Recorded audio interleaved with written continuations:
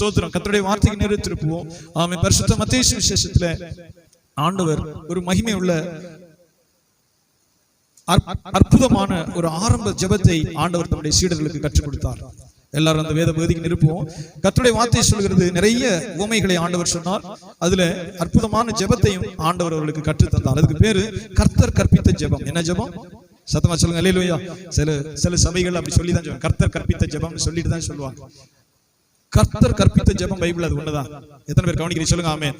அதுவும் ஆரம்ப ஜெபம். பெரிய விஞ்ஞானியா இருப்பாரு, சயின்டிஸ்டா இருப்பாரு. நான் பார்த்திருக்கிறேன் காரைக்குடியில சயின்டிஸ்ட், பெரிய டாக்டர்கள், பெரிய புத்திசாலியா இருப்பாரு. ஆனா அவரும் உணர்ந்தும் உணராம இந்த ஜெபத்தை கிளிப்புள்ள போல சொல்லிட்டு இருக்கிறதை பார்த்திருக்கிறேன்.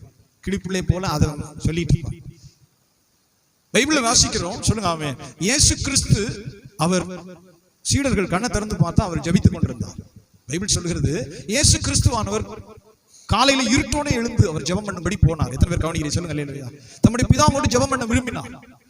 காலை வேளையிலே விடியும் போதே ஆண்டவர் ஜெபத்தை விரும்பினார். ஜெபத்துக்காக தனியே போனார். சொல்லுங்க அல்லேலூயா. கர்த்தருடைய பரிசுத்த நாமத்துக்கு மகிமை. அப்ப ஜெபத்தை இயேசு விரும்பினார்.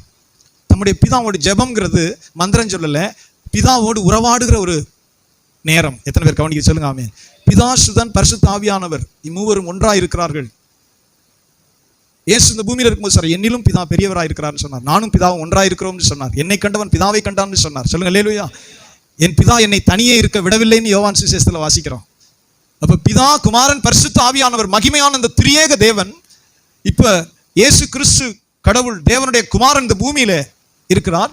இப்ப அவர் என்ன செய்யறார்? காலை நேரமா அதிகாலையில் இருட்டோட ஜெபம் பண்ணும்படி போனார்னு வேதத்துல பல இடங்கள்ல வருது. எத்தனை பேர் கவனிக்க சொல்லுங்க. அதிகாலையில இருட்டோட ஜெபம் பண்ணும்படி போனார். வனாந்திரத்துக்கு போனார். அந்த வார்த்தை பைபிள்ல வந்துட்டே இருக்கும். அதனாலதான் சபை எப்பொழுதுமே சொல்றது, நீ தூங்கினால் களை விதைப்பான். சொல்லுங்க ஆமென். தூங்கினால் களை விதைப்பான். ஃபாதர் பெர்க்மேன் அது சத்தியம் தான். ஜெயம் எடுப்பான். அப்போ ஒரு மனுஷன் ஜெபத்தை விரும்பலைங்கிறதுக்கே பின்னாடி பாவ கட்டு இதா இருக்கும். ஒரு மனுஷன் ஜெபத்தை விரும்பலைன்னா இருளா இருக்கிறான்னு அர்த்தம். இருட்டு இருக்கும், தேவ நேசம் இருக்காது. சில துன்பம் வந்தா தான் ஜெபிப்பாங்க. அதெல்லாம் மாத்திரை கேஸு, நாசின் மாத்திரை, பேராசெட்டமால் கேஸுகள். தலைவலி வருது, வயிற்று வலி வந்துச்சுன்னா ஓடி மெடிக்கல்ல ஒரு மாத்திரை வாங்குற கேஸுகள் இதெல்லாம். இயேசு கிறிஸ்து அப்படி அல்ல. சொல்லுங்க ஆமென். அவர் இருட்டோட ஜெபம் பண்ணும்படி போனார். வனாந்திரத்திற்கு போனார். ஊழியத்தெல்லாம் முடிச்சுட்டு சாயங்காலம் ஆயிடுச்சுன்னா கெத்செமனேக்கு போனார். ஊழியமெல்லாம் முடிச்சுட்டு சாசுகளை துரத்தி அற்புதம் செஞ்சு ஊழியத்தை நிறைவேற்றி முடிச்சாச்சுன்னா ஒலிவமலைக்கு போனார். அதனாலதான் யூதாசை பிடிச்சு கேட்டாங்க, இவர் இந்த நேரத்தில் எங்க இருப்பார்ப்பா? அவனுக்கு தான் தெரியும். இந்த நேரத்தில் உன் போதகர் எங்கே இருப்பார்? அவர் கெத்செமனே தோட்டத்தில் இருப்பார். அவர் என்ன செய்வார்? தன் பிதாவிடத்துல ஜெபம் பண்ணி கொண்டிருப்பார். தன் பிதாவிடத்துல ஜெபம் பண்ணி கொண்டிருப்பார். சொல்லுங்க அல்லேலூயா. எப்படி நாங்க பிடிக்க முடியும்? நீங்க ஒன்றும் ஜெபப்பட வேணாம், நான் கட்டி பிடிச்சி ஒரு முத்தம் கொடுப்பேன், அதை வச்சு நீங்க கைப்பிடியா பிடிச்சுக்கிறங்க. யூதாஸ் தெளிவாக சொல்லி இந்த இடத்துல அவர் இருப்பார். ஏன்னா தனியா இருக்கும்போது அவரை பிடிக்க முடியும். பகல் நேரத்தில் இயேசுவை பிடிக்க முடியாது. மிகப்பெரிய கூட்டத்தின் அவரை சூழ்ந்திருக்கும். வனாந்திரமா, கடற்கரையா, கலிலேயா, கடலா, அவர் எங்க இருக்கிறார்னு ஜனம் அலைந்து கொண்டே இருந்தது. வசனம் சொல்லுகிறது, ஜனங்கள் தேடி அலைந்தது. அவருடைய வஸ்திரத்தை தொடறதுக்கு உத்தரவு கேட்டு அலைந்தது. வசனம் சொல்லுகிறது, அவருடைய வஸ்திரத்தை ஆகிலும் தொட உத்தரவு கேட்டுக்கொண்டு அவருடைய சீடர்கள்ட்ட கேட்டுட்டு அலைந்து கொண்டிருக்கிறது. 5000 பேர் 10,000 பேர் சூழ்ந்து இருக்கிறது. சொல்லுங்க அல்லேலூயா. வசனத்தில் அப்படிதான் சொல்லப்பட்டிருக்கு. அவர் எங்கே இருக்கிறார் என்று ஒரு பெரும் கூட்டம் அலைந்தது. ஆகவேதான் பெரிய கூட்டத்துக்கு நடுவில் இயேசுவை பிடிக்க முடியாது, கைது செய்ய முடியாது என்று சொல்லி கெத்செமனே தோட்டத்தில் அவர் ஜெபிக்கிற இடத்தை நோக்கி யூதாஸ் கூட்டிக் கொண்டு போகிறான். நாம் கண்டுகொள்கிற காரியம் என்ன? வேதம் சொல்கிறது, இயேசு கிறிஸ்துவானவர், சொல்லுங்க ஆமென், அவர் ஜெபத்தை விரும்புகிறவர். ஜெபம் அவருக்கு இனிமையானது தம்முடைய பிதாவோடு. சொல்லுங்க அல்லேலூயா. அன்பு இருக்கிற இடம் தான். ஏன் நமக்கு ஜெபமும் ஆராதனை எப்போ இனிக்கும்னா அன்பு இருக்கிற இடத்துல தான். ஒரு புருஷன் மனைவியுடைய அந்த சிநேகம் எப்போ இனிக்கும்? அவர் 2 பேரும் அன்பா இருக்கும்போது மட்டும்தான். அவர்கள் ஒருவரை ஒருவர் நேசிக்கும் போது, ஒருவருக்கு ஒருவர் உண்மையா இருக்கும்போது மட்டும்தான் அந்த உறவு இனிக்கும். அப்புறம் கசந்துரும். அது உண்மை இல்லை பாஸ்டர், அது ஒரு களவாணி, என்ன செய்யறது, காலத்தை ஓட்ட வேண்டியதுதான், அவ்வளவுதான், கசந்துரும். புருஷனும் மனைவியும் உண்மை உள்ளவர்களாக ஒருவரை ஒருவர் நேசிக்கிற வரைக்கும் தான் அந்த வாழ்க்கை இனிப்பு. சொல்லுங்க ஆமென். அதுக்கப்புறம் தெண்டம், சும்மா பொழுது ஓட்டுறது, காலம் ஓட்ட வேண்டியதான். அதுக்கு பிறகு மனசுல எழுதிடுறான், துரோகி அல்லது இது ஒரு துரோகி, இது ஒரு ஏமாத்துற கேஸ், இது நடிக்கிற கேஸ், இது ஒரு கபடம் உள்ள கேஸ், இது என்னை துரோகம் பண்ண வஞ்சித்த கேஸ்ன்னு மனசுல எழுதிடும். மனசு பிரிஞ்சதுக்கு பிறகு அவ்வளவுதான். சொல்லுங்க அல்லேலூயா. அதனாலதான் அநேக குடும்பங்கள் பாழாய் போகிறது, அநேக குடும்பங்கள் கெட்டு போகிறது. துரோகம் மனுஷனை அப்படி முள்ளு போல பதிஞ்சே இருக்கும். சொல்லுங்க ஆமென். இவன் துரோகம் செய்தவன், இவன் ஏமாற்றுக்காரன், இவன் பித்தலாட்டுக்காரன், அதுக்கு பிறகு இருதயம் சேராது. எத்தனை பேர் கவனிக்கிறீங்க? சொல்லுங்க அல்லேலூயா. இயேசு கிறிஸ்துவுக்கு ஜெபம் இனிமையா இருந்தது. பிதாவோடு உள்ள உறவு இனிமையா இருந்தது. சொல்லுங்க அல்லேலூயா. அதனாலதான் கர்த்தருடைய வேத வாக்கியத்தில் வாசிக்கிறோம், இவர் என் நேசகுமாரன், இவரில் நான் பிரியமாயிருக்கிறேன் என்று ஒரு சத்தம் உரைத்தது. இவருக்கு செவி கொடுங்கள். அவர் ஞானஸ்நானம் பெற்று கரையேறார். இயேசு கிறிஸ்து ஞானஸ்நானம் பெற்று கரையேறுகிறார். பரிசுத்த ஆவியானவர் தேவ ஆவியை போல, தேவ ஆவியானவர் புறாவை போல அவர் மேலே இறங்குகிறதை கண்டார். சொல்லுங்க ஆமென். வானம் திறக்கப்பட்டது. எத்தனை பேர் கவனிக்கிறீங்க? சொல்லுங்க அல்லேலூயா. வானம் திறக்கப்பட்டது. பரிசுத்த ஆவியானவர் புறாவின் ரூபம் கொண்டு அவர் மேல் இறங்கினார். தேவனுடைய வார்த்தை சொல்கிறது, இவர் என்னுடைய நேசகுமாரன், இவரில் நான், எத்தனை பேர் கவனிங்க, இவரில் நான், வாயத்திறந்து சொல்லுங்க, இவரில் நான். அது ஒரு மகிமையுள்ள வார்த்தை. நான் இதெல்லாம் சிறு வயதில் 18 வயது படிக்கும் ரொம்ப இன்ட்ரெஸ்டாக படித்து எழுதி வைப்பேன். என் அப்பா என்னைய பார்த்து இவன் நல்ல பிள்ளை அப்படின்னு சொல்லணும்னு நான் விரும்பினேன். ஆனால் என் அப்பா கெட்டவர், குடிகாரர், துஷ்டர், கெட்ட வச்சு அடிக்கிறவர். என்னை எப்படியும் ஒரு 1000 தடவை யூதாஸ்னு சொல்லியிருப்பார். ஒரு தீமையும் செய்யலை. ஒரு நோட்டு புத்தகம், ட்ரௌசர், சட்டை எதுவும் வாங்கி கொடுக்கல, பள்ளிக்கூடத்துக்கு பென்சில் எதுவும் வாங்கி கொடுக்கல. ஆனால் என்னை சவித்து கொண்டே இருந்தார். இந்த யூதாஸ் என்னைக்கு பிறந்தோ அன்னைக்கு எனக்கு தரித்திரம் பிடிச்சுன்னு சொல்லுவார். இது ஆடியில் பிறந்து என்னை ஆட்டிருச்சுன்னு சொல்லுவார். ஆடி மாதம் பிறந்து என்னை ஆட்டிருச்சு. தாய்க்கு அந்த முத பிள்ளை, ஆனால் அவ்வளோ திட்டம், அவ்வளோ சாபம் வாங்கியிருக்கேன். இவன் ஆடியில் பிறந்து தான் என்னையே ஆட்டிவிட்டான். ஏன்னா உரக்கடை, சைக்கிள் கடை, என்னுடைய தாத்தா சிலோனில் இருந்து அவர் வட்டி கடை, அந்த பணமெல்லாம் அனுப்புனதை இவர் நிர்வாகம் பண்ணி கொண்டு இருந்தார். சைக்கிள் கடை. ஆசிரியருக்கு படிக்க போனதே வேணான்னு வந்திருக்கிறார் எங்கள் அப்பா. பாளையங்கோட்டையில் டீச்சர் ட்ரைனிங் போனதை பள்ளிக்கூடம் சேர்த்துருக்காங்க. அவரோட உள்ள ஆள் பூரா ஹெட் மாஸ்டர். என்னுடைய தகப்பனாரை கொண்டு போய் பாளையங்கோட்டை டீச்சர் ட்ரைனிங்கில் சேர்த்து அப்போலாம் ஈஸியாக வாத்தியார் ஆயிடலாம், ஈஸியாக ஹெட் மாஸ்டர் ஆயிடலாம். இந்த பக்கத்தை வேலைக்கு எதுவும் போவேன் அப்படின்னு சொல்லி மதுரையில் அவங்க அக்கா வீட்டில் கொண்டு வந்து மூட்டையெல்லாம் கொண்டு வந்து தூக்கி வாசலில் போட்டுட்டு உள்ளே போனால் பிடிச்சிருவாங்கன்னு வாசலில் போட்டுட்டு அப்படியே ஓடி வந்திருக்கார். அவருடைய வரலாறை பார்த்தோம்னா சைக்கிள் கடை, உரக்கடை, விவசாயம், இருக்கிற ஊருக்காட்டு 4.5 ஏக்கரில் அப்படியே இந்த கருவைகளெல்லாம் வளரவுன்னு அப்படியே வெட்டி கரிமூட்டம் போடுறது, இது மாதிரி பல பிஸ்னஸ் பண்ணுறது. அப்புறம் துஷ்ட நண்பர்களோடு சேர்ந்து பனைமரத்துக்கு கீழே உட்காந்து குடிக்க ஆரம்பிச்சிட்டார். விவசாயம் இல்லாத நேரம் வேறு வேலை என்ன இருக்குது? அப்புறம் கள்ளச்சாராயங்கள் குடித்து பொழுது ஓடிச்சு. சொல்லுங்கள் அல்லேலூயா. ஒரே மகள் என் அம்மாவை பிடிச்சி கல்யாணம் பண்ணியாச்சு. பெரிய குடும்பம்னு பார்த்து ஏமாந்துடாதீங்க. பெரிய குடும்பம், சூப்பர் குடும்பம், அதெல்லாம் பார்க்காதீங்க. அந்த மாப்பிள்ளை யார் தயவு செய்து பாருங்கள். படித்து சொல்கிறேன், மாப்பிள்ளை யார், அவனுக்கு நல்ல குணம் இருக்கா, அவன் சபைக்கு போகிறானா, அந்த பாஸ்டர் நல்லவன் சொல்லுவாரா, அந்த பாஸ்டர் பொய் சொல்லாதவரா, எல்லாம் பார்க்கணும். சில பொய் களவாணிகள் பாஸ்டர் இருக்குது. நம்ம விசுவாசின்னு சொல்லி பொய் சொல்லிடுது காணிக்காண்டி. நான் அதை சொல்கிறதே கிடையாது. இந்த ரத்தப்பள்ளி எனக்கு வேண்டாம், உள்ளதை சொல்லிடுவேன். இவன் கோயிலுக்கு வரல, இவன் சரியில்லை, இவன் விசுவாசி இல்லை, இதுக்கு நான் கேரண்டி இல்லை, எல்லாத்தையும் அக்குவேர் அணிவரை என்னை கேட்டால் சொல்லி விட்டுருவேன். சொல்லுங்க ஆமென். அந்த சாபத்தை நம்ம இழுத்துக்கிறப்படாது. நம்ம விசுவாசின்னு காப்பாற்றுற வேலையெல்லாம் எனக்கு கிடையாது. உண்மையான மனுஷனா உண்மையான மனுஷன் ஜெபிப்பாரா, உண்மையான கிளியராக சொல்லிடு. பாஸ்டர் போய் சொல்லாதாளாங்கிற முத கொண்டு பார்த்து உங்கள் பிள்ளைகளை கொடுங்க. சொல்லுங்க அல்லேலூயா. என்னுடைய தாய் இன்னமும் சொல்லுவாங்க, அந்த குடும்பத்தை பார்த்து, சாமியார் இந்த குடும்பத்தில் இருக்காரு, அம்மாங்க சிஸ்டர்கள்லாம் இருக்காங்கன்னு என்னை கொண்டு வந்து கட்டினாப்பா. பக்தி உள்ள குடும்பம், ஒரு சாமியார் 2 சிஸ்டர். 6 மணிக்கே அவங்க பாட்டி ஜபத்துக்கு போனேன், என்னை கொண்டே கட்டிட்டா ஒரே மகளை. அன்னைக்கு முடிஞ்சு. அன்னைக்கு சொல்லுவாங்க, அன்னைக்கோட நிம்மதி போச்சு. ஒரே மகளா வீட்டில் வளர்ந்தேன், அன்னைக்கோட எனக்கு நிம்மதியே இல்லைன்னு சொல்லுவாங்க. சொல்லுங்க அல்லேலூயா.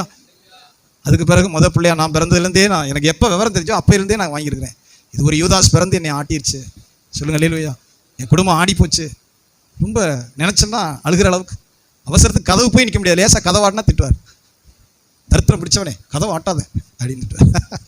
சாப்பாடு நேரம் வச்சுன்னா சும்மா இருக்குங்களா, வெறும் தட்டு, அதை எடுத்து லேசாக தட்டினோன்னா போச்சு. தட்டாத, தட்டை போட்டு தட்டாத, தரித்திரம் ஓயலன்னு திட்டுவார். எங்கே ஒளிகிறது சின்ன பிள்ளையில. சொல்லுங்க அல்லேலூயா. ஆனால் நான் ரட்சிக்கப்பட்டு பைபிளை படித்த பின்பு, சொல்லுங்க அல்லேலூயா, என் தகப்பனை நான் நேசிக்க ஆரம்பித்தேன். அவர் என்னை நேசிக்கிறார்ல, அது இல்லை விஷயம், நான் அவரை நேசித்தேன்.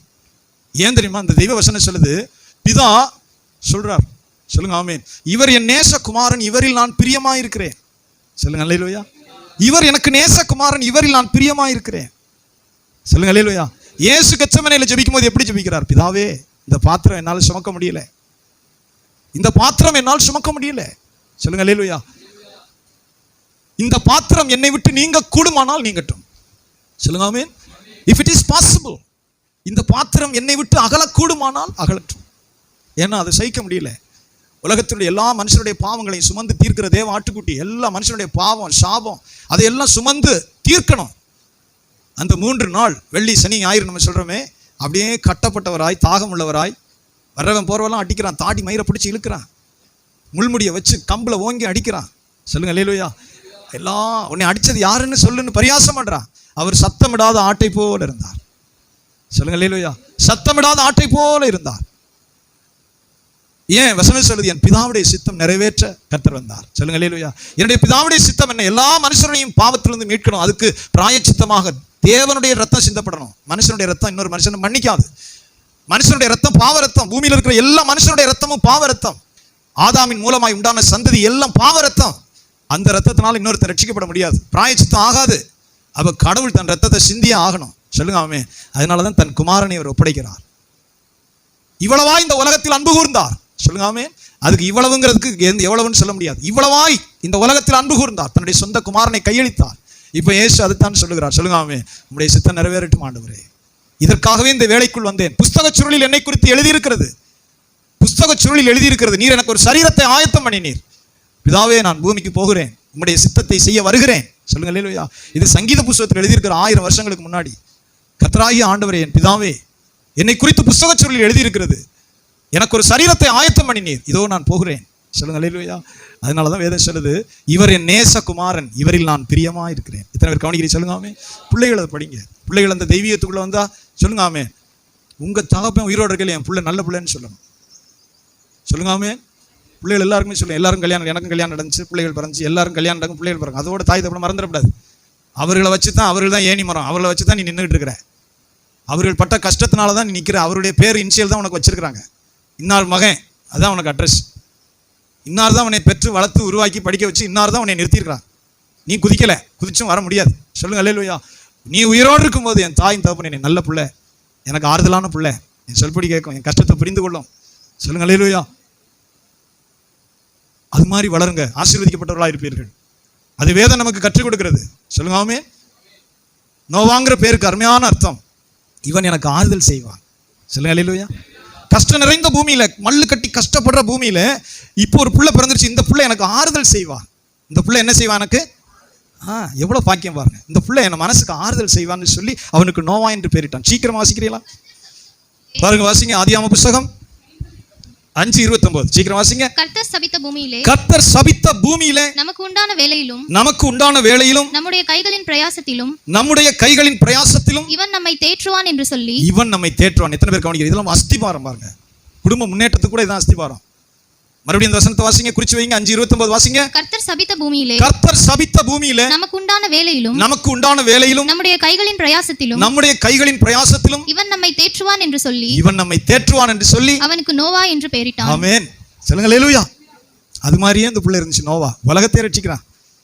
உலகத்தை. சொல்லுங்க அல்லேலூயா. சத்தமா சொல்லுங்க ஆமென். கர்த்தர் சபித்த பூமியில வேலையிலும் பிரயாசத்திலும், பிள்ளைகள்லாம் தாய் தகப்பனுடைய வேலையில உதவி செய்யறவளா இருக்கணும். பைபிள் படிச்சா அது உங்களுக்கு தன்னால வரும். பைபிளை உண்மையா படிக்கிறவனுக்கு தன்னால வரும். சொல்லுங்க அல்லேலூயா. தகப்பன் கஷ்டப்பட்டு இருக்கும்போது பிள்ளை தூங்கினா அது எதுக்கு? இந்த பிள்ளை நேற்று வேறு நேரத்தில் ஏதோ கல்லை உடைக்கிறான், மண்ணை உடைக்கிறான், ஏதோ கஷ்டப்பட்டு இருக்குன்னா பிள்ளை கொரட்டை விட்டுக்கிட்டு இருந்தானா அது எதுக்குது? தெண்டான். வசனம் சொல்லுது பாருங்க. வேலையிலும், கஷ்டப்படுகிற வேலையிலும், சொல்லுங்க ஆமென், பிரயாசத்திலும், கஷ்டமான அந்த வேலையிலும் பிரயாசத்திலும் பிறந்த பிள்ளை எனக்கு உதவி செய்வான். இன்னும் ஒரு தடவை அந்த வசனத்தை வாசிங்க. கர்த்தர் சபித்த பூமியிலே, கர்த்தர் சபித்த பூமியிலே நமக்கு உண்டான வேலையிலும், நமக்கு உண்டான வேலையிலும், நம்முடைய கைகளின் பிரயாசத்திலும், நம்முடைய கைகளின் பிரயாசத்திலும் இவன் நம்மை தேற்றுவான் என்று சொல்லி, இவன் நம்மை தேற்றுவான் என்று சொல்லி அவனுக்கு நோவா என்று பெயரிட்டான். அவனுக்கு நோவா என்று பெயரிட்டான். எத்தனை பேர் கவனிக்கிறீங்க? சொல்லுங்க அல்லேலூயா. அர்த்தத்தோட பேர் வச்சிருக்கிறார். இந்த புள்ள நம்ம கொஞ்சம் ஆள் முண்டி வரும்போது நம்ம படுற கஷ்டத்தை கொஞ்சம் பகிர்ந்துக்குவான்னு சொல்றார். இந்த புள்ள கொஞ்சம் முண்டி தலையெடுத்து வரும்போது இந்த தகப்பன் படுற கஷ்டத்தை கொஞ்சம் வாங்கிக்கிடுவான், அவருக்கு கொஞ்சம் ஃப்ரீ பண்ணுவான்னு சொல்லி நோவான்னு பேர் வைத்தான். சொல்லுங்க அல்லேலூயா. இன்னும் கூட சொல்றேன், கிறிஸ்தவர்களுக்கு இந்த அஜித்து, குஜித்து, ஜிகித்து எதாவது இங்கே நான் வைக்கிறது இல்லை, விரட்டி விட்டுருவேன். என்ன உருப்பட நீ சபையை கெடுத்துருவேன். அந்த மாதிரிலாம் ஆள் வந்திருக்கு. என் பிள்ளைக்கு புரட்சி திராவிடன்னு வைங்க, நீ வர வேண்டாம் சபைக்கு, இருக்கிற ஆளை கெடுத்துருவேன், நீ ஒரு கட்சியை பார்த்து போயிரு. ரட்சிக்கப்பட்டியா? பழையன கடந்தனா எல்லாம் புதிதான். என்ன சொல்லுங்க ஆமென். ரட்சிக்கப்பட்டு சபைக்குள்ள மனந்திருவீங்க, ஞானசானம் வந்தாச்சுன்னா கர்த்தருக்கு எது பிரியம்னு இருதயத்தை திருப்பணும். அதே அஜித்து, குஜித்து, ஏதாவது சஜித்து விரட்டி விட்டுருவேன். நீ இருக்கிற சபையை கெடுக்காது, நீ தகுந்த மாதிரி இடத்துக்கு போயிரு. உன் இருதயம் மனம் திரும்பவே இல்லை, சாசை விட்டு விலகலை, இன்னும் சாசை இறுக்கி பிடிச்சிக்கிட்டு இருக்க. எங்க உருப்படுறது? வசனம் சொல்லுது, என் புள்ள என்னை தேற்றுவான், என் பிரச்சனை வரும்போது இந்த புள்ள பாதியை வாங்கிக்கிடுவான் அப்படின்னு சொல்லி அவனுக்கு நோவா என்று பெயரிட்டான். எத்தனை பேர் கவனிக்கிறீங்க? ஆமென். ஆறுதல் செய்கிறவன். அதே மாதிரி இன்னொரு இடத்துல புதிய ஏற்பாட்டு வருது, பர்னபா என்றால் ஆறுதலின் மகன். சொல்லுங்க ஆமென். பர்னபா ஆறுதலின் மகன். எல்லாத்துக்கும் ஒரு அர்த்தத்தோட வச்சாங்க. சத்தமா சொல்லுங்க அல்லேலூயா. சரி போகட்டும். ஏன் அதை சொல்லுகிறேன்னா, ஆண்டோடைய பிள்ளைகள், உங்க பிள்ளைகளா இருக்கிறீர்கள், நீங்க மரணம் வரைக்கும் சரி, என் தாய்க்கும் தகப்பனுக்கு நான் ஆறுதலா இருக்கணும். சொல்லுங்க அல்லேலூயா. அவர்களுக்கு உதவியா இருக்கணும். அவர்கள் என்னை பார்க்கும்போது ஒரு சந்தோஷப்படணும், சமாதானம், இந்த பிள்ளையை பெற்றதுக்கு அவர்கள் சந்தோஷப்படணும். சொல்லுங்க அல்லேலூயா. அது மாதிரியான ஒரு இருதயத்தை நீங்கள் கொள்ளுவீர்களானால் நீங்க செய்யறதை உங்க பிள்ளை உங்களுக்கு செய்யும். சொல்லுங்க ஆமென். நீங்க செய்யறதை உங்க பிள்ளை செய்யும். சொல்லுங்க அல்லேலூயா. சத்தமா சொல்லுங்க ஆமென். கர்த்தருடைய பரிசுத்த நாமத்துக்கு மகிமை. சத்திய வார்த்தைக்கு தந்த ஜெபம், முதல் ஜெபம் 6ஆம் அதிகாரம் 9ஆம் வசனத்துல சீக்கிரமாக 6:9, மத்தேயு சுவிசேஷம் 6:9. நீங்கள் ஜெபம் பண்ண வேண்டிய விதமாவது பரமண்டலங்களில் இருக்கிற எங்கள் பிதாவே உம்முடைய நாமம் பரிசுத்தப்படுவதாக. தயவுசெய்து போதும், ஒவ்வொரு வசனமா தான் கவனிக்கிறேன். இந்த ஜெபத்தினுடைய அர்த்தம், கோர் வேல்யூன்னு சொல்றோம். ஆண்டவர் கற்றுக் கொடுத்த ஜெபத்துக்குள்ள ஒரு தேவ ரகசியமும் மகிமையும் இருக்கு. முதல் வார்த்தை, பரலோகத்தில் இருக்கிற எங்கள் பிதாவே உம்முடைய நாமம் பரிசுத்தப்படுவதாக. சொல்லுங்க அல்லேலூயா, சத்தமா சொல்லுங்க அல்லேலூயா. அது தேவனை அங்கீகரித்து கணம் பண்ணுகிறது. பரலோகத்தில் இருக்கிற எங்கள் பிதாவே உம்முடைய நாமம் பரிசுத்தப்படுவதாக. ஏன் அப்படி சொல்லப்படும்? எல்லாம் அவரிடத்துல தான் வருகிறது. நன்மையான எந்த ஈவும் பூரணமான எந்த வரமும் பரலோகத்திலிருந்து உண்டாகி ஜோதிகளின் பிதாவினிடத்திலிருந்து இறங்கி வருகிறது. சொல்லுங்காமே, அவரிடத்தில் யாதொரு வேற்றுமை நிழலும் இல்லை. பரலோகத்திலிருந்து ஒருவனுக்கு அருளப்படாவிட்டால் ஒருவனும் ஒன்றையும் தானாய் பெற்றுக்கொள்ள மாட்டான்.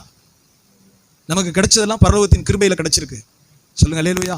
இல்ல பாஸ்டர், நாங்க திறமையில தான் வந்தோம். அந்த திறமையவே கர்த்தர் உனக்கு கொடுத்தார். திறமை இல்லாதவன் இருக்கிறான் பாரு, உனக்கு அந்த திறமையை கொடுத்தார். இல்ல நான் சம்பாதிச்சு தான் வந்தேன், ஆமா உனக்கு சம்பாதிக்க பலனை கொடுத்தார்.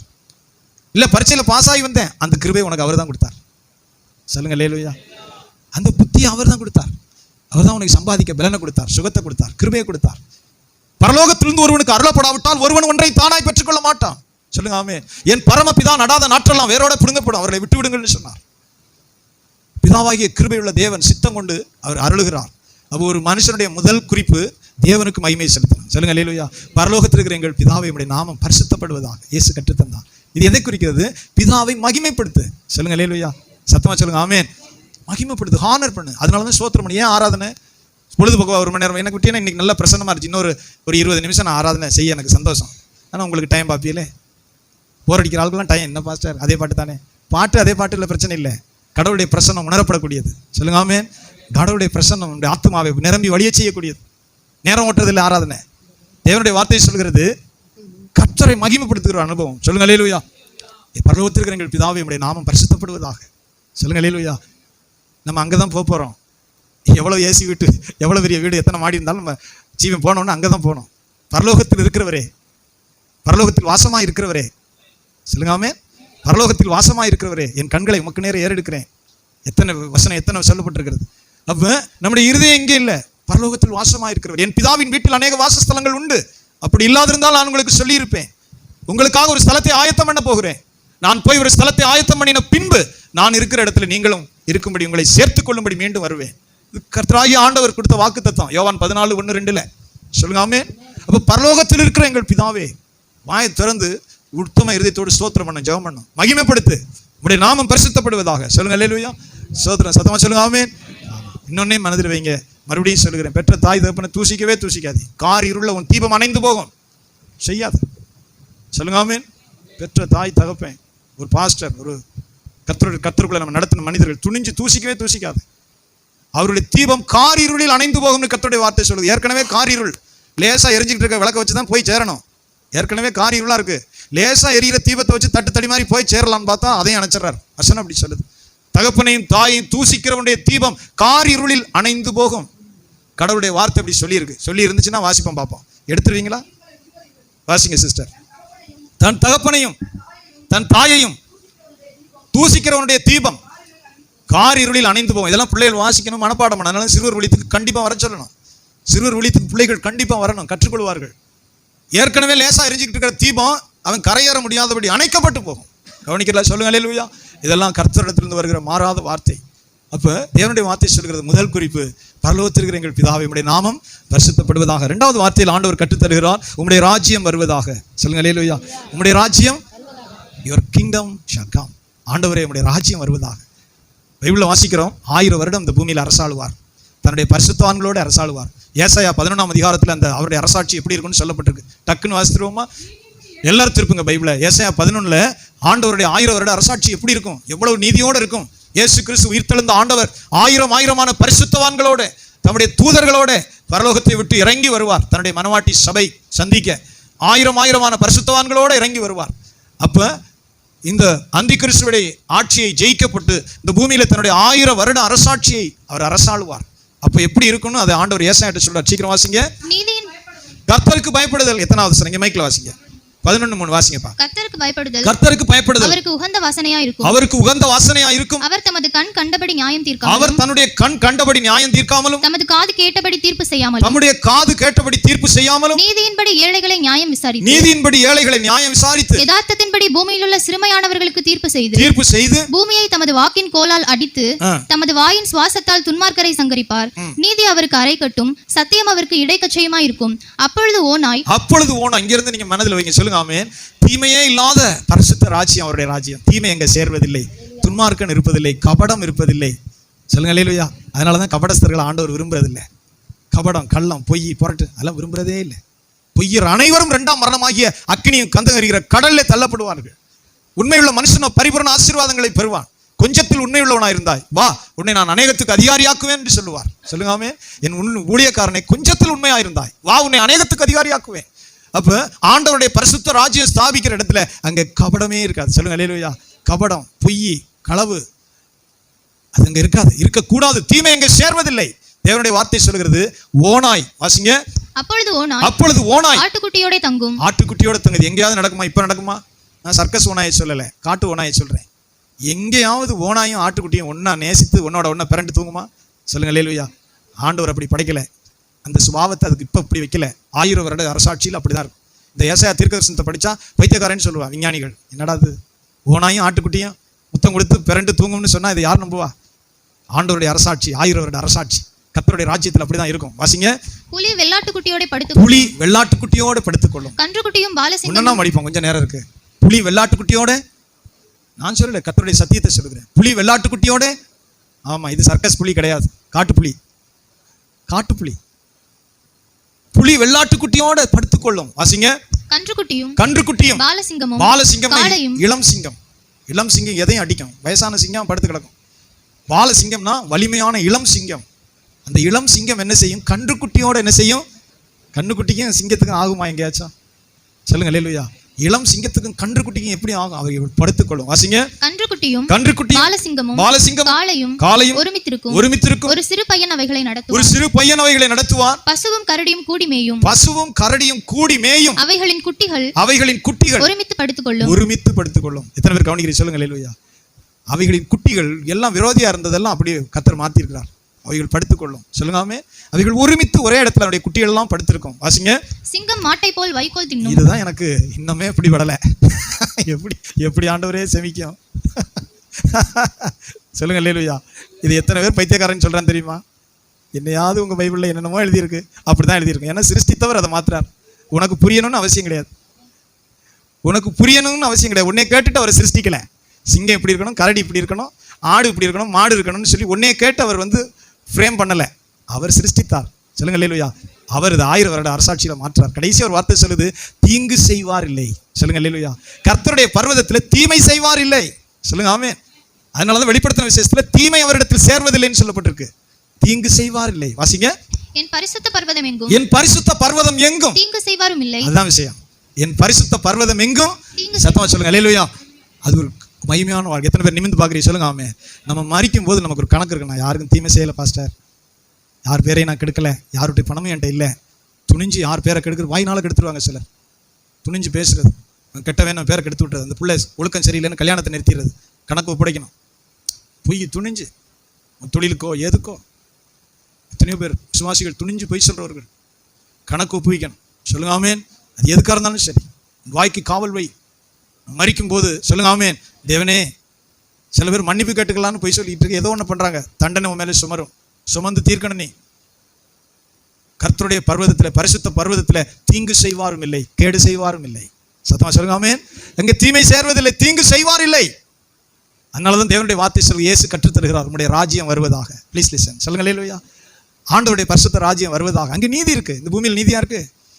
பூமியில நீதி இல்லை. நீதி ஸ்தலத்தில் அநீதியை கண்டேன் சொல்லுகிறான் சாலமோன். நீதி சொல்ல வேண்டிய இடத்துல அநீதி இருக்குன்னு சொல்றான் சாலமோன். எத்தனை 1000 வருஷத்துக்கு முன்னாடி தீர்ப்பு, நீதி சொல்ல வேண்டிய இடத்துல அநீதி இருக்குன்னு சொல்லுகிறான் சாலமோன். நீதி ஸ்தலத்தில் அநீதியை கண்டேன். சொல்லுங்க அல்லேலூயா.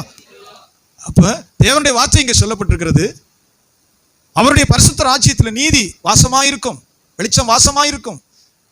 அவர் கண் கண்டபடி தீர்ப்பு செய்ய மாட்டார், காது கேட்டபடி தீர்ப்பு செய்ய மாட்டார். அவர் யதார்த்தத்தை விசாரித்து. சொல்லுங்க அல்லேலூயா. சத்தமா சொல்லுங்க ஆமென். இப்ப கூட நீங்க பாத்தீங்களா, போலீஸ் நம்ம நினைப்போம் ஒரு கொலை நடந்துரும், 2 பேரும் வெட்டிடுவான், ஏதோ ஒன்று நடந்துரும், ஒரு மர்டர் நடந்துரும் ஒரு வீட்டுக்குள்ளே, யாருக்குமே தெரியாது. ஆனால் நீங்கள் சொல்கிறது, நான் சொல்கிறது, பத்திரிக்கை சொல்கிறது, யூடியூப் சொல்கிறதெல்லாம் கோர்ட்டுக்கு இல்லை, போலீஸ்க்கும் இல்லை. இதெல்லாம் நடந்தவன் 1 மாதம் ஆற போட்டு பேசாமல் வந்து விசாரிச்சுக்கிட்டு இருப்பான். அங்கே கிடக்கிற கர்ச்சிப்பு, அங்கே கிடக்கிற பாத்ரூமில் கிடக்கிற முடி, கீழே கிடக்கிற அட்டை, அவனுக்கு இங்கேருந்து தொடங்குவான். அங்கேருந்து சான்றுகளை தேடுவான். சொல்லுங்க ஆமென். என்ன கண்டுபிடிக்க விரும்புகிறான்? இதனுடைய உள்நோக்கம் என்ன? நம்ம கண் கண்டதையும் காது கேட்டதையும் பேசிக்கிட்டு இருப்பான். அவர் கையில் கத்தி இருந்துச்சு, இவன் சட்டையில் ரத்தம் இருந்துச்சுன்னா நமக்கு தெரியும். ஆனால் விசாரித்து ஆராய்ந்து நடத்துகிற போலீஸ் அந்த ட்ரைனிங் அவங்களுக்கு கிடையாது. சொல்லுங்க ஆமென். கையில் கத்தி இருந்துச்சா ரத்தம் இருந்துச்சா நம்ம பார்க்க மாட்டான். இது எங்கே தொடங்குச்சு, ஏன் தொடங்குச்சு, எதனால இது நடந்துச்சு, யார் இதுக்கு காரணம், யார் வந்தா போனா, அவன் தீர்க்கமாக விசாரிச்சு தான் அப்புறம் சொல்லுவான். சத்தமாக சொல்லுங்க அல்லேலூயா. ஆண்டவர் அப்படிதான் செய்கிறார். நோக்கத்தை கூட பார்க்குறார். நோக்கத்திலிருந்து அறிகிறார். உள் நோக்கத்தை அவர் அறிகிறார். மனுஷனுடைய நினைவுகள்ல இருந்து தொடங்குறார். அவன் என்ன நினைக்கிறான், என்ன பிளான் பண்றான், அவனுடைய கபடம் என்ன, அவனுடைய நோக்கம் என்ன, அங்கிருந்து ஆண்டவர் தொடங்குகிறார். தேவனுடைய நியாய தீர்ப்பு வேற. சொல்லுங்க அல்லேலூயா. அவருடைய நியாய தீர்ப்பு ஆச்சரியமானது. கண் கண்டபடி காது கேட்டபடி ஒரு நியாயம் தீர்க்கிறவர் அல்ல. அதனாலதான் மனுஷனுடைய உள்ளத்தை அவர் பார்க்கிறார், முகத்தை பார்க்கிறது இல்லை. மனுஷனுடைய உள்ளத்தை அவர் ஆராய்ந்தறிகிறார். சொல்லுங்க ஆமென். வசனம் சொல்லுகிறது, உம்முடைய ராஜ்யம் வருவதாக, உம்முடைய சித்தம் பரமண்டலத்தில் செய்யப்படுகிறது போல பூமியிலையும் செய்யப்படுவதாக. எத்தனை பேர் கவனிக்கிறீங்க? சொல்லுங்க ஆமென். நமக்கு ஒரு வாழ்க்கை, நம்ம ஒவ்வொரு நாள் நடக்கிறது சித்தம் செய்கிறோம். கர்த்தர் கற்பித்த ஜெபத்தில் பரமண்டலத்தில் உம்முடைய விருப்பம் செய்யப்படுகிறது, நீதி உள்ள விருப்பம் அங்கே செய்யப்படுது. தேவனுடைய சித்தம் பரமண்டலத்தில் நடக்கிறது, அதுபோல இந்த பூமியில நடப்பதாக. இத்தனை பேர் கவனிக்கிறீங்க? ஆமென். சத்தமா சொல்லுங்க ஆமென். அதனால தான் என் வாழ்க்கையில உங்களுடைய சித்தம் நடக்கட்டும் ஆண்டவரேன்னு ஜெபிக்கணும். ஒரு பிள்ளை திருமணம், அப்படி ஜெபம் பண்ணணும், உங்களுடைய சித்தப்படி நடக்கட்டும். ஒரு வேலை, என் தொழில், அதனுடைய வருமானம், உங்களுடைய சித்தத்தின்படி நான் நடக்கணும் ஆண்டவரே. சொல்லுங்க அல்லேலூயா. எஜமானுடைய சித்தத்தை அறிந்தும் அதன்படி செய்யாமல் இருக்கிறவன் அநேக அடிகளுக்கு பாத்திரன்னு சொல்றார். எஜமானுடைய சித்தம் தெரியும். சொல்லுங்க ஆமென். இதை செய், இதை செய்யாதன்னு சொன்னது கர்த்தருடைய வார்த்தை சொல்லுது நமக்கு. இதான் சித்தம். தேவனுடைய சித்தம் எங்க வெளிப்படுத்தப்பட்டிருக்கு? இந்த வார்த்தையில் சொல்லப்பட்டிருக்கு. இந்த வார்த்தை, சொல்லுங்க அல்லேலூயா. இந்த வார்த்தை கர்த்தருடைய சித்தத்தை வெளிப்படுத்துகிறது. இந்த பூமியில் நான் உயிரோடு இருக்கிற நாளில் சொல்லுங்க ஆமென், ஆண்டவரே உம்முடைய சித்தம் எனக்கு நிறைவேறணும். நீர் விரும்புகிறதை நான் செய்து முடிக்கணும். நீர் என்னில் என்ன விரும்புகிறீரோ அதை நான் செய்து முடிக்கணும். அதுதான் தேவ சித்தம். அதை செய்யாமல் இருக்கிறவன், அருமையான சாது சுந்தர் சிங் புஸ்தகத்தை நான் படிக்கிறது உண்டு. கைலாச மகாரிஷிங்கிற புஸ்தகத்தில் ஒரு அற்புதமான தகவல் அவர் சொல்லியிருப்பார். சுந்தர் சிங் நேபாளுக்கு போகிறார். அவர் கைலாச மகாரிஷியை சந்திக்கிற ஒரு அனுபவம் அவருக்கு தெரியாது. அதை பற்றி ரொம்ப தாபந்தப்பட்டு ஆத்துமாக்களை தேடி செருப்பு கூட அணியாமல் வைராக்கியமா சன்னியாசியாக இருந்து ஊழியம் செய்தார். பனி மலையில, பனி காடுகளில் ஏறி எத்தனையோ கொள்ளைக்காரர்கள், எத்தனையோ பிரச்சனைகளை தாண்டி அவர் நேபாளுக்கு சுவிசேஷம் அடிக்கடி போயிருக்கிறார். அவர் ரொம்ப களைத்தவராய் ஒரு அற்புதமாக சொல்றார். ரொம்ப களைத்து போய் ஒரு மலை, ஏன்னா ஃபுல்லாகவே பனி மலைகள் தான், இமயமலையை தான் சொல்கிறேன், பனி மலைகள். எத்தனையோ பேர் போய் சேர மாட்டாங்க, அங்கேருந்து வர்றவங்க வந்து சேர மாட்டாங்க. பனியில் உறைஞ்சி செத்து போய் கிடப்பாங்க, அங்கங்கே பாடி கிடக்கும், அங்கங்கே பிரேதங்கள் கிடக்கும். ஆனால் அவர் அதை தாண்டி நடந்து போனார். அது போகும் பொழுது அவர் சொல்றாரு, ஒரு பனி மலையிலே மேலே எங்கள் உயரத்தில் ஏறும்போது திடீரென்று ஒரு வெளிச்சம் வந்த மாதிரி, ஒரு கண் கூசும் வெளிச்சம் மாதிரி வந்து நான் விழுந்து உருண்டு எங்கேயோ போய் விழுந்தேன், பாதாள குழியில் விழுந்த மாதிரி விழுந்தேன். விழுந்தா அது ஒரு குகையாக இருந்தது. நான் கொஞ்சம் பிரக்கனை வந்து பார்க்கும்போது பார்த்தா அந்த அதுக்குள்ள ஒரு கரடி உட்கார்ந்து இருந்தது போல, உடம்பு முழுவதும் முடி, சரீரம் முழுவதும் முடியினால் மூடப்பட்டு ஒரு கரடியை போல ஒரு உருவம் உட்கார்ந்து. நான் பயந்தேன், அவர் சொல்றார் புத்தகத்தில், பயந்தேன். சொல்லுங்க ஆமென். அப்புறம் சுதாரித்துட்டு பார்த்தா தான் அது ஒரு மனிதன் என்று கண்டேன்னு சொல்றாரு. சொல்றாரு, கண்ணு புருவம் கூட இங்கே தொங்குச்சு, கண்ணு புருவமெல்லாம் இங்கே. நீண்ட வயதுள்ள ஒரு மனுஷன். அது பெரிய வரலாறு. உங்களோட புத்தகம் ஒரு தடவையாவது படிச்சால் இருக்கா? கைலாச மகாரிஷிங்கிற புஸ்தகம். கொடுத்தும் படிக்காத ஆளுக்கு சொல்லவே கூடாது. வீட்டில் கொடுத்தும் படிக்கலைன்னா அது வேற ஒன்றும் சொல்லவே மாட்டேன். கொடுத்தும் படிக்க மனசு இல்லைன்னா நீங்கள் உண்மையாகவே குருடர்கள், அவ்வளோதான். நீங்கள் வாங்கி படிக்கலாம் பரவாயில்ல. பாஸ்டர் போய் ஒரு திருநெல்வேலியில் வாங்கி சுமந்து கொண்டு வந்து கொடுத்ததை கூட ஒரு படிக்க விருப்பம் இல்லைன்னா ஒன்றும் சொல்ல வழி இல்லை. சொல்லுங்க அல்லேலூயா. அற்புதமான உயிர்ப்பிக்கும் புஸ்தகம், ஆத்துமாவை உயிர்ப்பிக்கிறது. அவர் சொல்லும்போது நிறைய அனுபவங்களை சொல்றார், ஆவிக்குரிய அனுபவங்களை. அப்போ சுந்தர் சிங் சொல்றார், நான் இங்கேயே இருக்கிறேன், 1 வாரம் இருக்கிறேன். சொல்லுங்க அல்லேலூயா. இங்கேயே நான் இருக்கிறேன் 1 வாரம். சொல்றாரு, அற்புதமான ஒரு வார்த்தை, எஜமானிடத்தில் அடிபடுவாய். அவர் சொல்றது கைலாச மகாரிஷி, எஜமானிடத்தில் அடிபடுவாய். எனக்கு கொடுத்த வேலையை, நான் மன்றாட்டு வேலையை, நான் பனி குகையில் உட்காந்து ஆத்துமாக்களுக்காக ஜெபிக்கிற வேலையை நான் செஞ்சுக்கிட்டு இருக்கேன். நீ நடையா நடந்து ஆத்துமாக்களை, பாவிகளை ரட்சிக்கிற இயேசுவை அறிவிக்கிற சுவிசேஷ ஊழியத்தை நீ செய்துக்கிட்டு இருக்கிற. உனக்கு ஆண்டவர் கொடுத்த வேலை இது. எனக்கு உலக மனுஷருக்காக மன்றாடி தாபந்தத்தோடு கண்ணீரோடு ஜெபிக்கிற வேலையை நான் இங்கே உட்காந்து ஜெபம் பண்ணிட்டு இருக்கிறேன், வேண்டுதலிலும் ஜெபத்திலும். நீ ஓ வேலையை விடக்கூடாது, நான் என் வேலையை விடக்கூடாது. சொல்லுங்க அல்லேலூயா. நீ அப்படி இருந்து போவாயானால் உன் எஜமானிடத்தில் அடிபடுவாய். குறைவுபட்டு போனீன்னா அடிபடுவாய். எனக்கு ரொம்ப அதிர்ச்சி என்னன்னா, மனைவி வேணாம், பிள்ளைகள் வேணாம், கல்யாணம் வேணாம், சொத்து வேணாம், சுகம் வேணாம், எதுவுமே வேணாம், செருப்பு கூட வேணாம், ஒரு காவியை கட்டிக்கிட்டு போறவருக்கே அந்த நிலைமை. ஆண்டவரே, சொல்லுங்க அல்லேலூயா. நீ குறைவாய் செய்துட்டு உன் எஜமான இடத்தில் போனால் அடிபடுவாய். அவர் சொன்னது புஸ்தகத்துல கைலாச மகாரிஷி சொல்றார். சத்தமா சொல்லுங்க அல்லேலூயா. தேவனுடைய வார்த்தை சொல்கிறது, என் வாழ்வில் உங்களுடைய சித்தம் நிறைவேறட்ட ஆண்டவரேன்னு ஜெபிக்கணும். சொல்லுங்க ஆமென். அப்படி ஜெபிக்கிறவர்கள் கர்த்தருடைய ஊழியத்தை செய்வார்கள். உம்முடைய சித்தம் நான் செய்யணும் ஆண்டவரே, ஏன் இஷ்டம் இல்லை, உம்முடைய சித்தம். சத்தமா சொல்லுங்க அல்லேலூயா. அந்த ஜெபம் நமக்கு வரணும். உம்முடைய சித்தம் என் வாழ்வில் நிறைவேறட்டும் ஆண்டவரேன்னு சொல்லி ஜெபிக்கிற ஜெபத்தை ஆண்டவர் கற்றுத் தருகிறார். வாசிக்கிறோம் 11ஆம் வசனத்துல.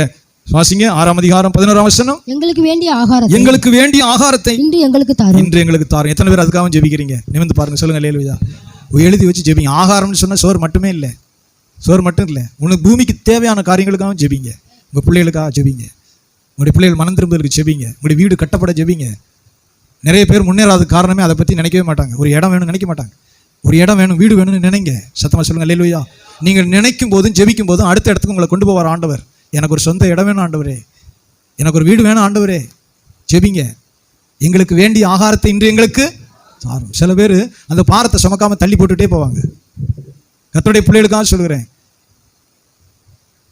கார் வாங்குறது தேவையில்லையா, இல்லை கார் நிறுத்துறதுக்கு இடம் வாங்குறது தேவையில்லையா? எது முதல்ல வாங்கலாம்? நீங்கள் மெட்ராஸில் இருந்தீங்கன்னா முதல்ல கார் தான் வாங்குவீங்க. என்ன இடம் வாங்க முடியாது, ரோட்டில் தான் நிறுத்திருப்பான். கார் 1 லட்சம் 2 லட்சத்துக்கு வாங்கிடலாம், இடம் தான் அங்கே வாங்க முடியாது. ஒரு புத்திசாலி முதல்ல இடத்த வாங்க, காரை நிறுத்துறதுக்கு இடத்த வாங்க. சொல்லுங்க அல்லேலூயா. யானை வாங்கலாமா? யானைக்கு போடுறதுக்கு முதல்ல குலைகளெல்லாம் ரெடி பண்ணி வச்சுக்கலாமா? சொல்லுங்க அல்லேலூயா. உங்களுக்கு நான் அன்பளிப்பாக ஒரு யானை கொடுக்குறேன்னு வச்சுக்கோமே, உங்களுக்கு அன்பளிப்பாக ஒரு யானையை வச்சுக்கணும்னு கொடுத்தா நீங்கள் என்ன செய்வீங்க? விற்கக்கூடாது, யானையை பத்திரமா பார்த்துங்கன்னு சொன்னால் எத்தனை பேர் வாங்கிக்கிறீங்க யானையை? விளையாட்டு சொல்லலை.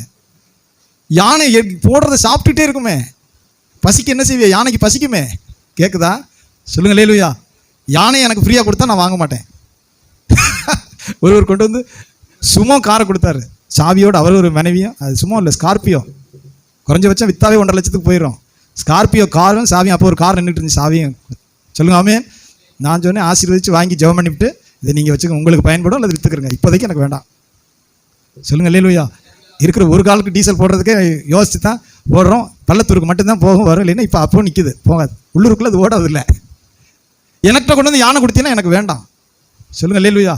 எனக்கு யானை வேண்டாம். எதுக்கு எனக்கு யானை? ஒரு தெளிவு இருக்கணும் ஆண்டவருடைய மனுஷனுக்கு. சிலர் 60 வயசுல வீடு கட்ட போயிட்டுமா, எதுக்குன்னு கேட்குறேன். உனக்கு 15 வருஷம் தான் என்ன ரெஸ்ட் இருக்கு, 15 வருஷமோ அல்லது 10 வருஷமோ தெரியாது, டொப்புன்னு நின்று போயிடும். நல்லா தான் இருந்தாருன்னு சொல்லி போயிட்டு இருப்பான். நல்லா தான் இருந்தார், நியூஸ் பேப்பர்லாம் படிச்சாரு அப்படின்னு சொல்லுவேன். 60 வயசுல சில வீடு கட்டும், எதுக்குன்னு தான் தெரியல. தேவன் ஞானத்தை தருவார். சொல்லுங்க அல்லேலூயா. அன்றன்றுள்ள ஆகாரத்தை இன்று எனக்கு தாரும், உன் தேவைக்காகவும் ஜெபம் பண்ணு. கர்த்தருடைய வார்த்தை சொல்லுகிறது. எப்போ எதை செய்யணுமோ கூப்பிடு. என் படியை அளந்து என் மடியில பொறுமையான ஒரு ஜெபத்தை ஏறெடுக்கிறான். வாசிங்க பார்ப்போம் சீக்கிரமா. எத்தனாவது அதிகாரம் எத்தனை வசனம் இங்கே மைக்கில் வாசிச்சா 4 பேருக்கு யூடியூப்ல கேட்கும். 37. சீக்கிரமா வாசிங்க. ஸ்தோத்திரம் ஆண்டவரே. நீதிமொழிகள் 37. சீக்கிரமா வாசிக்கணும், இவ்வளவு நேரம் ஆகக்கூடாது. பைபிள் படிக்கிறது லேட் ஆகுதுன்னு அர்த்தம். ஸ்தோத்திரம் ஆண்டவரே. நீதிமொழிகள் புத்தகம் 37 வாசிங்கப்பா. 2 மனு மைக்கில் வாசிப்போம். மைக்கில் வாசிங்க. 2 மனு உம்மிடத்தில் கேட்கிறேன். எத்தனை மனு கேட்கிறேன்? 2 மனு. சத்தமா சொல்லுங்க. எத்தனை மனு கேட்கிறேன்? எல்லாருக்கும் எத்தனை மனு? அற்புதமான ஜெபம். 2 மனு உம்மிடத்தில் கேட்கிறேன். வாசிங்க. நான் மரிக்கும் பரியந்தமும், நான் மரணம் அடையும் பரியந்தம் அவைகளை எனக்கு மறுக்காமல் தாரும். நான் மரணம் அடைய வரைக்கும் மறுக்காம எனக்கு அதை தாரும். வாசிங்க. மாயையும் பொய் வசனிப்பையும், பொய் சொல்லுகிறதையும் எனக்கு தூரப்படுத்தும். எத்தனை பேர் கவனிக்கிறீங்க? சொல்லுங்க அல்லேலூயா. மாயை ஒண்ணுமே இல்லை, அதில் போட்டு மல்லு கட்டிட்டு இருக்கிறது மனுஷருக்காண்டி. அது மாயை. பொய்ன்னு தெரியும், மாயின்னு தெரியும், அது கொண்டு உதவாது, அதை போட்டு பூசி மொழுகிறது. பொய் வசனிப்பு ரெண்டையும் என்னை விட்டு தூரப்படுத்தும். எத்தனை பேர் கவனிக்கிறீங்க? அல்லேலூயா. மகிமையுள்ள வார்த்தை. மாயையும் பொய் வசனிப்பையும் என்னை விட்டு தூரப்படுத்தும். வாசிங்க. தரித்திரத்தையும் ஐஸ்வர்யத்தையும் எனக்கு கொடாதிருப்பீரா. பெரிய ஐஸ்வர்யம் அல்லது சுத்தமா தரித்திரம், கொஞ்சம் ஐஸ்வர்யம், அது பெரிய பிரச்சனை. அவ்வளவு பேரும் நம்ம கண்ணு பார்த்துக்கிட்டு இருப்போம், அவ்வளவு பேரும் பங்கு போட்டுக்கிட்டு இருப்பான். பொருள் பெருகினால் தின்கிறவர்கள் பெருகுவார்கள். நம்ம சேர்த்து மல்லு கட்டி 5 காசும் 10 காசும் வச்சுக்கிட்டு இருப்போம். தட்டாலடியா ஊதாரியா ஒன்று வந்து சேரும். அது மருமகளா இருக்கலாம் அல்லது மகனா இருக்கலாம், பேரனா இருக்கலாம். 5 காசும் 10 காசுமா சேர்த்து உருட்டி வச்சிருப்போம். அது சீட்டாடிக்கிட்டு இருக்கும், அப்படியும் வந்து சேரும். அதை பிரசங்கி சொல்லுகிறான், இப்படி நடக்கும்னு பிரசங்கி சொல்றான். சொல்லுங்காமே பிரசங்கி சொல்லுகிறான். சேர்த்து குமிக்கும் தொல்லை, அதை ஊதாரியா அடிச்சு விடுறதுக்கு ஒன்று அனுப்புவார். வசனம் அப்படி சொல்லுகிறது. வாசிங்க பார்ப்போம். நான் பரிபூரணம் அடைகிறதுனால் மறுதலித்து கர்த்தர் யார் என்று சொல்லாதபடி. எத்தனை பேர் கவனி? இது முக்கியமானது. தேவன் தேவைப்படாத மாதிரி நமக்கு தெரியும். என்ன நிறைய பேங்க்ல பணம் வச்சிருக்கேன், இடம் போக்குவரத்து, வீடு பிள்ளை எல்லாம் கொழுகுலன்னு இருக்கு. மாசம் ஆனால் டான் வருது. எதுக்கு ஆண்டவர் எதுக்கு போய் மல்லு கட்டி உட்காந்துட்டு? பாஸ்டரும் பாருங்க 12:30 விட மாட்டேங்கிறாரு, ஓட்டு கொள்ளுன்னு கொள்றாரு. எனக்கு என்ன குறைச்சல் இருக்கேன்? எதுவுமே குறை இல்லையே. சொல்லுங்க அல்லேலூயா. ஏதாவது குறை இருந்தாவில் கோயிலுக்கு போனோம் அப்படின்னு நீ சொல்லாதபடிக்கு சொல்லுங்க அல்லேலூயா. சொல்றார் பரிபூர்ணமா இருக்கு, எதுக்கு கடவுள் அப்படின்னு நான் சொல்லாதபடிக்கு ஆண்டவரே. பரிபூர்ணமா இருக்கு, எல்லாம் குமிஞ்சு கிடக்கு, எதுக்கு ஆண்டவரே அப்படின்னு என் இருதயத்தில் நான் சொல்லாதபடிக்கு சொல்லுது. பரிபூர்ணமா இருக்கு எல்லாம், எதுக்கு கோயிலுக்கு போனோம், எதுக்கு ஆண்டவர் என்று நீ சொல்லாதபடிக்கு. வாசிங்க பாப்போம். தரித்திரப்படுகிறதுனால், அடுத்து தரித்திரப்படுகிறதுனால் திருடி என் தேவனுடைய நாமத்தை, என் ஆண்டவருடைய நாமத்தை வீணிலே வழங்காதபடிக்கும். வீணிலே வழங்காதபடி. எத்தனை பேர் கவனிக்க சொல்லுங்க. ஆமே. ஒரு மனுஷன் திருடும் போது, அவன் பொய் சொல்லி களவாடி பிறருடையதை அபகரித்துக் கொள்ளும் போது வெளியே என்ன நடக்கும்னா, இந்த மாதிரி கிறிஸ்தவன் பேரை பத்தியா, கிறிஸ்தநாதர் வசனம் சொல்றான், பைபிள் படிக்கிறான், பாரு என்கிட்ட பணத்தை தரல, திருடிட்டான், எனக்கு கொடுக்க வேண்டியதை கொடுக்கல, என்கிட்ட திருடிட்டான் என்று தூசிப்பார்கள். கர்த்தருடைய நாமத்தை தூசிப்பாங்க. சொல்லுங்க அல்லேலூயா. தரித்திரப்பட்டு திருடி இதனால ஆண்டவருடைய நாமத்தை தூசிக்காதபடிக்கு. சொல்லுங்க அல்லேலூயா. நம்முடைய வாழ்வில் அது இருக்கணும். ஒரு மனுஷன் குறைவுபடும் போது கர்த்தருடைய நாமத்தை தூசிக்க காரணமா இருப்பார்கள். அதை கெஞ்சுகிறான். மிகுதியா இருந்து கொட்டி குமிச்சிட்டு என்ன எதுக்கு கடவுள்னு சொல்லாதபடிக்கும், நான் தரித்திரப்பட்டு தாழ்ந்து திருடி கர்த்தருடைய நாமம் வீணில வழங்காதபடிக்கும். வாசிங்க. என் படியை எனக்கு அளந்து, என் படியை எனக்கு அளந்து என்னை போஷித்தரலும். எத்தனை பேர் கவனிக்கிறீங்க? சொல்லுங்க அல்லேலூயா.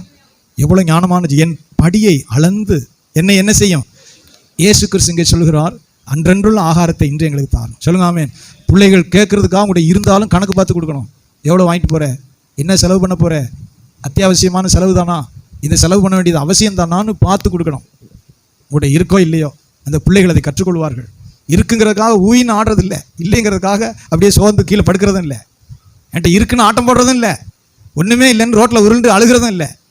சொல்லுங்க ஆமென். பரிசுத்த பவுல் அதை சொல்கிறான், எல்லாவற்றிலும் நான் மன ரம்யமா இருக்க கற்றுக்கொண்டேன். சொல்லுங்க ஆமென். மன ரம்யத்தோடு இருக்க கற்றுக்கொண்டேன். என் படியை அளந்து என் மடியில போடுவீராக. ஆண்டவர் இங்கே கற்றுத் தருகிறார், எங்களுக்கு வேண்டிய ஆகாரத்தை என்று எங்களுக்கு தாரும். சொல்லுங்க அல்லேலூயா. குறிப்பா உங்களுக்கு தேவைகளை எழுதி ஜெபம் பண்ணுங்க. ஒரு வீடு இல்லையா, கண்டிப்பா ஜெபம் பண்ணுங்க. ஒரு இடம் இல்லை, ஜெபம் பண்ணுங்க. ஒரு வாகனம் இல்லையா, ஜெபம் பண்ணுங்க.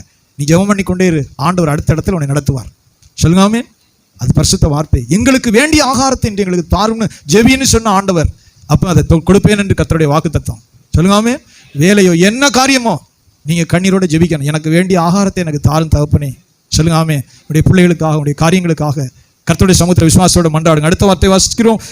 எங்கள் கடனாளிகளுக்கு. வாசிங்க. எங்கள் கடனாளிகளுக்கு நாங்கள் மன்னிக்கிறது போல எங்கள் கடன்களை எங்களுக்கு மன்னித்தரலும். சொல்லுங்க அல்லேலூயா. பிறருக்கு மன்னிக்கிற சுபாவத்தை ஆண்டவர் சொல்லுகிறார். சொல்லுங்க ஆமென். ஒருத்தர் தெரிஞ்சு தெரியாம தப்பு செஞ்சிருப்பேன், நீ மன்னிக்கணும் பாருங்க, மன்னிங்க. சொல்லுங்க அல்லேலூயா. என் கடனாளிகளுக்கு நாங்கள் மன்னிக்கிறது போல எங்கள் கடன்களை, சத்தமா சொல்லு, எங்கள் கடன்களை மன்னிச்சு. இன்னைக்கு என்ன பெரிய சாசுடைய உபதேசம் வந்துகிட்டு இருக்கு. நீ எவ்வளவு பாவம் செய்தாலும் ஏற்கனவே மன்னிச்சுட்டாரு, அதனால நீ செஞ்சுக்கலாம்னு வந்துட்டு இருக்கு சாசுகள். இந்த மதுரையில் ஒரு சாசு இருக்கு, ஜஸ்டின் ஒன்று. பாஸ்டர் தான் சொல்றேன், எனக்கு ஒன்றும் பிரச்சனை இல்லை. தான் கட்டுறது பிரச்சனை, நீ நரகத்துக்கு போ, சாசு பிரச்சனை இல்லை. சபையே பாழாக்கிட்டு ஒரே சினிமா பாட்டு, ஒரு 3-4 பேர் சேர்ந்துக்கிட்டு ஒரு சினிமா பாட்டு, என்னென்னமோ பாட்டதுக்கு மியூசிக்கு, ஜனங்கள் பூ பொட்டோட கொட்டு, பூ பொட்டு எல்லாம் போட்டு ஒரே குழப்பம். அதுல நீ ஒரு பிரச்சனை இல்லை, ஏற்கனவே ஏசுநாதர் சிலுவை சுமஞ்சு எல்லாம் மன்னிச்சு விட்டார். நீ இனி செய்ய போற பாவத்துக்கும் ஏசு மரித்தார்னு பிரசங்கம் போய்கிட்டு இருப்ப. எப்படி இருக்கு? இந்த பாஸ்டர்கள் கண்டிக்கணும்ல. அங்கே கூட்டம் போகுது, சினிமா கூட்டம் போகலையா, டாஸ்மார்க்கு கூட்டம் போகலையா, கூட்டம் போறதை வச்சா அது கூட்டம் போறதை வச்சா அது சபை. சொல்லுங்க ஆமென். சத்தியம் போதிக்கப்படணும், கர்த்தருடைய சத்தியம் போதிக்கப்படணும். சொல்லுங்க அல்லேலூயா. தேவனுடைய வார்த்தை சொல்லுகிறது, பாவத்தை மன்னிப்பார்னு நீ பாவம் செய்யறதுக்கு பேர் அல்ல கர்த்தருடைய சமூகத்தில். சொல்லுங்க அல்லேலூயா. ஆண்டவருடைய சமூகத்தில் இனி நான் செய்கிற பாவத்தை அவர் ஏற்கனவே மன்னிச்சிட்டார், ஆகவே நான் செய்யலாம் என்று பிசாசு சொல்லுமானால் அவர்களுக்கு உண்டாகும் முடிவு கொடூரமானது. சொல்லுங்க அல்லேலூயா.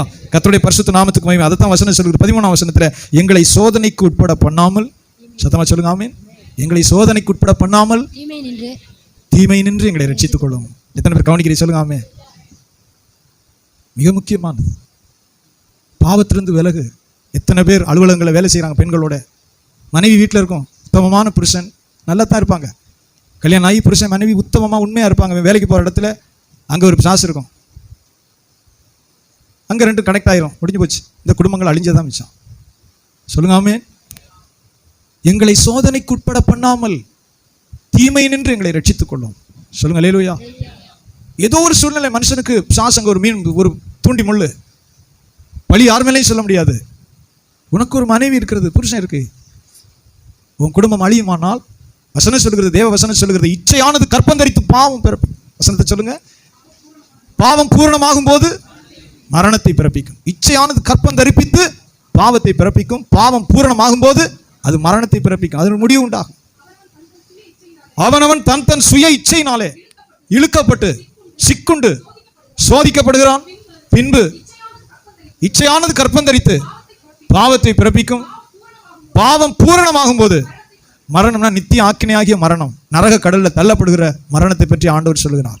அப்போ ஒரு தேவ மனுஷனுடைய ஒரு அருமையான ஜெபம் பாருங்க. காலையில் ஜெபிக்கும் போதே நிறைய பேர் நான் நினைப்பேன், பரலோக மந்திரத்தை கூட சொல்லிட்டு அங்கே வெளியே போய் ஃபோன் ஊதுறேன். அடப்படுவாவி, பரலோகத்தில் இருக்கிற எங்கள் பிதாவை சொல்லிட்டு வாசல் என்ன ஊதுறது, கோயிலுக்குள்ளே வச்சு தான் அவரும் கோயில் ஓட்டிகிட்டு இருக்காரு. வெளியவே ஒரே அரசியல் பேசிக்கிட்டு அவர் தண்டமாக நின்று என்ன பிரசங்கம் பண்ணுவாரோ தெரியல. அவர் பாட்டுக்கு நின்று ஒரு பிரசங்கம்.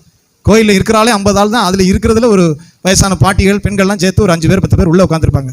ஆண்கள் பூரா வெளியே தான் நின்றுட்டு இருப்பாங்க. அரசியல் பேசுறது, பிசி மெம்பர், டிசி மெம்பர், ஊதுற மெம்பர், குடி மெம்பர், அவ்வளோ பேரும். இதுக்கு ஒரு கோயில் படுவாவில உள்ளதான் சொல்றேன். சொல்லுங்காமே, பரலோகத்தில் இருக்கிற எங்கள் பிதாவின் சொல்லிய வசனம் என்ன சொல், தீமை நின்று எங்களை ரட்சித்துக் கொள்ளும், சோதனைக்குட்படாதபடி. சொல்லுங்காமே, சத்தமா சொல்லுங்க அல்லேலூயா. நீ சோதனைக்குட்பட்டு தீமை செய்யும் போது நீ தோல்வியில முடியும். கர்த்தர் உனக்கு விரோதமா மாறுவார். அதனாலதான் வேதம் சொல்லுகிறது, நீ ஜெபிக்கும் போது நான் சோதனைக்குட்படாதபடி தீமை நின்று என்னை ரட்சித்துக் கொள்ளும். மகிமையுள்ள வார்த்தை. உன்னை பாதுகாக்கிறதுக்கு நீ ஜெபம் பண்ண வேண்டிய வாதம். ஆண்டவரே, நான் வாயினால பாவம் செய்யாதபடி, கையினால பாவம் செய்யாதபடி, என் கண்ணினால பாவம் செய்யாதபடி. சொல்லுங்க அல்லேலூயா. ஆசைப்பட்டு, பணத்துக்கு ஆசைப்பட்டு பொய் புரட்ட சொல்லி பாவம் செய்யாதபடி, நான் சோதனைக்குட்படாதபடி, வாலிபத்துக்குரிய இச்சையில நான் விழுந்து சோதனைக்குட்படாதபடி. ஆகவே தான் வசனம் சொல்லுது, பாலியத்துக்குரிய இச்சைகளை விட்டு விலகி ஓடு, அதை நீ ஜெயிக்க முடியாது. சொல்லுங்க அல்லேலூயா. ஒரு பெண் இருக்கிறாங்க, ஒரு ஆண் அங்கே தனியாக இருக்கவே கூடாது, தேவையில்லை. இன்னொரு தடவை வருவோம் சிஸ்டர். நாங்கள் குடியத்துக்கு போகும்போது வீட்டில் ஆண்கள் இல்லை, பெண்கள் தான் இருப்போம். இன்னொரு தடவை வரணும்னு வந்துடுவோம், உள்ளே போக மாட்டோம். நாங்கள் கை கொள்றது, இன்னொரு தடவை வந்து ஜெபம் பண்ணுறோம் சிஸ்டர், ஒன்றும் பிரச்சனை இல்லை. ஒருவேளை முடியல, ரொம்ப முடியலாம், யாராவது நானும் என் மனைவி போகலைன்னா 2 பேராக போய் ஜெபம் பண்ணிட்டு வருவோம். பெரும்பான்மையாக நாங்கள் போகவே மாட்டோம், இன்னொரு தடவை வர்றோம். சொல்லுங்க அல்லேலூயா. உன் சாட்சி கிடக்கூடாது, பொல்லாங்காய் தோன்றுகிற எல்லாவற்றையும் விட்டு விலகு. சொல்லுங்க அல்லேலூயா. கர்த்தருடைய நாமம் தூசிக்கப்படக்கூடாது. தேவனுடைய வார்த்தை சொல்கிறது, எங்களை சோதனைக்குட்பட பண்ணாமல் தீமை நின்று எங்களை ரட்சித்துக் கொள்ளும். சொல்லுங்க ஆமென். அடுத்த வார்த்தை சொல்கிறது, ராஜ்யமும் வல்லமையும் மகிமையும் என்றென்றைக்கும் உடையவைகளே ஆமென் என்பதே. சொல்லுங்க அல்லேலூயா.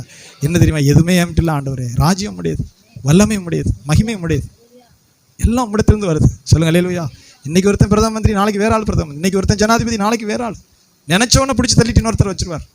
சொல்லுங்க ஆமென். நியூஸை பார்த்தா எனக்கு அதிர்ச்சியா இருக்கு. 2 தடவை முதலமைச்சராக இருந்தது. அவர் சீட்டு கொடுத்தா நான் நிற்கிறேங்கிறார். 2 தடவை முதலமைச்சராக இருந்தவர். நிலைமை அப்படி ஆயிடுச்சே, அப்படி ஆயிடுச்சு. நான் ஒன்றும் அவரை தப்பு சரின்னுலாம் சொல்லலை, நிலைமையே சொல்கிறேன். 2 தடவை முதலமைச்சர், எத்தனை பேர் சல்யூட் அடிச்சிருப்பேன், ஐயா சாமி போட்டிருப்பேன். இப்போ அவர் போய் எங்கே நின்று நீங்கள் சீட்டு கொடுத்தீங்கன்னா நான் நின்றுக்கிறேங்கிறார். நிலைமை கேட்குதா? சொல்லுங்க அல்லேலூயா. தமிழ்நாடு ஏன்ட்டுன்னு சொல்ல முடியுமா? முடியாது. தமிழ்நாடே என் பின்னாடி வரும், வராது. கர்த்தர் செஸ்ல மாதிரி இந்த காயத்துக்கு அங்கே வைப்பார், அந்த காயத்துக்கு இங்கே வைப்பார். ஒரு காய் அப்படி ஒரு சுண்டி விடுவார், முடிஞ்சு போச்சு. ராஜாக்களை தள்ளிட்டு ராஜாக்களை வச்சிருவார். சொல்லுங்க ஆமென். வேதம் சொல்லுகிறது, ராஜ்யமும் வல்லமையும் மகிமையும் என்றென்றைக்கும் உம்முடையவைகளே. சத்தமா சொல்லுங்க ஆமென். நமக்கு அந்த இருதயத்தில் இருக்கணும், அந்த தாழ்மை இருக்கணும். இதெல்லாம் ஏன் விட்டு பாஸ்டர் என்னை விட்டேன்னா மூச்சு ஓடிக்கிட்டு இருக்கு, தொப்புன்னு பிடிச்சாருன்னா அங்கிட்டு போகாது லாக்காயம். என்னை விட்டா நான் யாருன்னு தெரியுமா? வரக்கூடாது. ராஜ்யமும் வல்லமையும் மகிமையும் என்றென்றைக்கும் உடையவைகளே. சொல்லுங்க அல்லேலூயா. கர்த்தருடைய பரிசுத்த நாமத்துக்கு மகிமை. ஜெபம் பண்ணுவோமா? நன்றி ஆண்டவரே.